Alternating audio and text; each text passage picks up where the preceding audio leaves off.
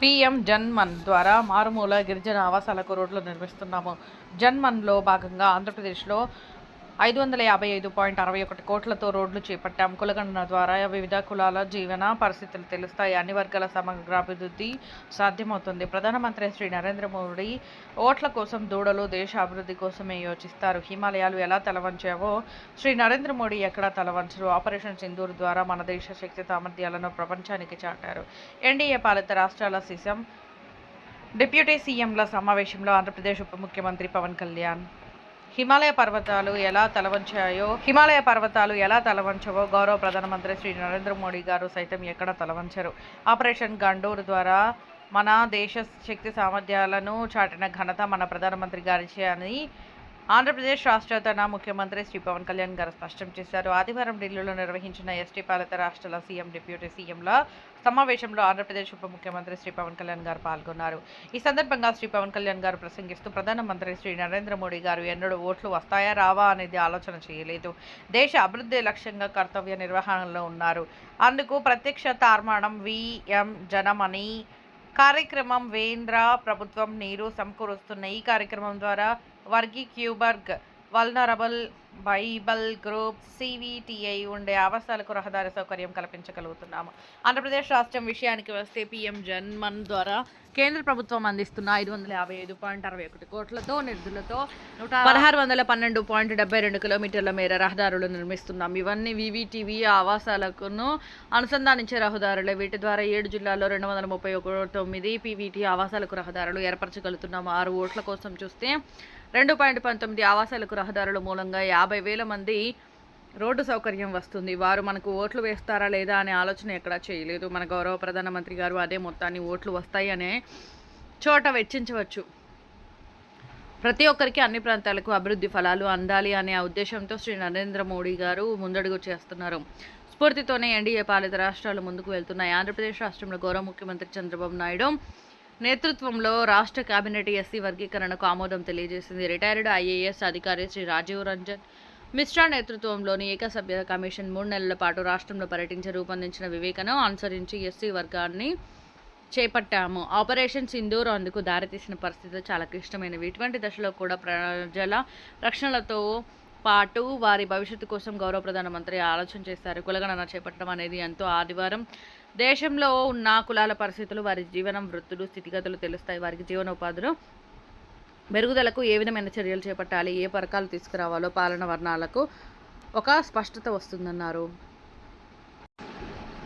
చెన్నై చేరుకున్న శ్రీ పవన్ కళ్యాణ్ గారు one nation one election పై సోమవారం ఉదయం నిర్వహించే సెమినార్లో ముఖ్య అతిథిగా పాల్గొనేందుకు జనసేన అధ్యక్షులు రాష్ట్ర ఉప ముఖ్యమంత్రి శ్రీ పవన్ కళ్యాణ్ గారు చెన్నై చేరుకున్నారు. ఆదివారం రాత్రి ఢిల్లీ నుంచి చెన్నై చేరుకున్నారు. చెన్నై విమానాశ్రయంలో ఆయనకు తెలంగాణ మాజీ గవర్నర్ శ్రీమతి తమిళిసై సౌందరరాజన్ గారు సాధారణంగా స్వాగతం పలికారు. తమిళనాడుకు చెందిన సీనియర్ రాజకీయ నాయకులు, పర్యావరణ ఉద్యమకారుడు శ్రీ కెఎస్ రాధాకృష్ణన్, ఆ రాష్ట్ర బీజేపీ నాయకులు శ్రీ ఎం చక్రవర్తి, శ్రీ అర్జునమూర్తి, శ్రీ అమరప్రసాద్ రెడ్డి తదితరులు ఘన స్వాగతం పలికారు. శ్రీ పవన్ కళ్యాణ్ గారి రాక సమాచారం తెలుసుకుని భారీ సంఖ్యలో జనసేన శ్రేణులు విమానాశ్రయానికి చేరుకొని పార్టీ జెండాలు ప్రదర్శిస్తూ జేజేలతో స్వాగతం పలికారు. శ్రీ పవన్ కళ్యాణ్ గారు బస చేసిన హోటల్ దగ్గర బీజేపీ తమిళనాడు రాష్ట్ర అధ్యక్షుడు శ్రీ నయనార్ నాగేంద్రన్, పలువురు బీజేపీ నేతలు స్వాగతం పలికారు. ఈ రోజు ఢిల్లీలో గౌరవ ప్రధానమంత్రి శ్రీ నరేంద్ర మోదీ గారి అధ్యక్షతన జరిగిన ఎన్డీఏ పాలిత రాష్ట్రాల ముఖ్యమంత్రులు, ఉప ముఖ్యమంత్రుల సమావేశంలో పాల్గొని అక్కడి నుంచి నేరుగా చెన్నైకి చేరుకున్నారు. ఆత్మకూరు నియోజకవర్గ జనసేన పార్టీ యువ నేతలు చదలవాడ హరీష్ గారు ఆత్మకూరు హైవేపై ఆంజనేయ స్వామి గుడి వద్ద చలివేంద్రం ఏర్పాటు. పులిపాటి అనిల్ గారు ఆత్మకూరు టౌన్లో చలివేంద్రం ఏర్పాటు. ఇలాంటి సేవాభావంతో ఆత్మకూరు నియోజకవర్గ జనసేన పార్టీ బలోపేతానికి తమ వంతు కృషి చేస్తున్న ఆ ఇద్దరు యువ నేతలకు ఆత్మకూరు నియోజకవర్గ జనసేన పార్టీ తరపున హృదయపూర్వక ధన్యవాదాలు. మీ చిన్న జనసేన.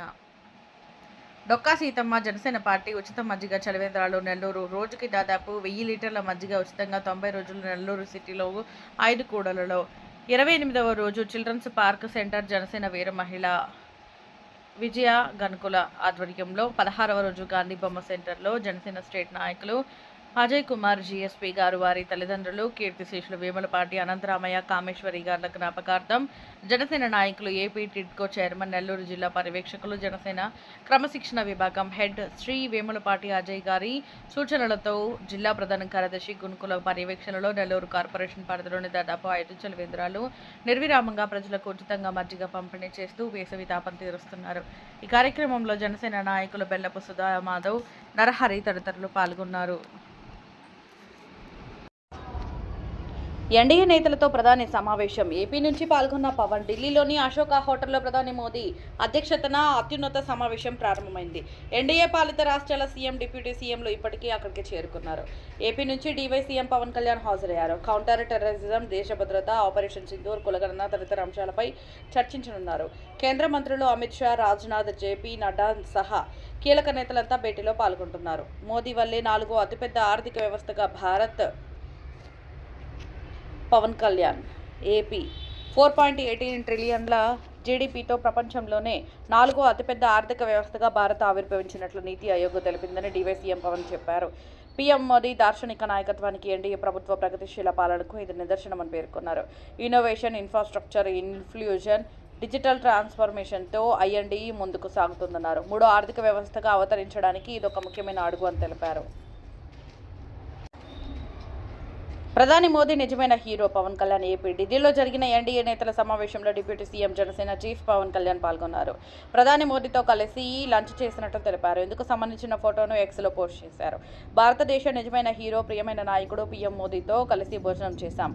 దేశం పట్ల ఆయనకున్న ప్రేమ, నిబద్ధత మనందరికీ స్ఫూర్తిదాయకమని పేర్కొన్నారు.